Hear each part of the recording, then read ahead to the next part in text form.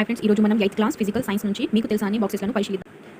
ఈరోజు మనం వాహనాలలో ఉపయోగిస్తున్న పెట్రోల్, డీజిల్ వంటివి ఏ ఖనిజం ద్వారా వస్తుందంటే అది పెట్రోలియం నుంచి మనం పొందుతున్నాం. పూర్వ చారిత్రక యుగం నుండి పెట్రోలియం గురించి మానవునికి తెలుసు.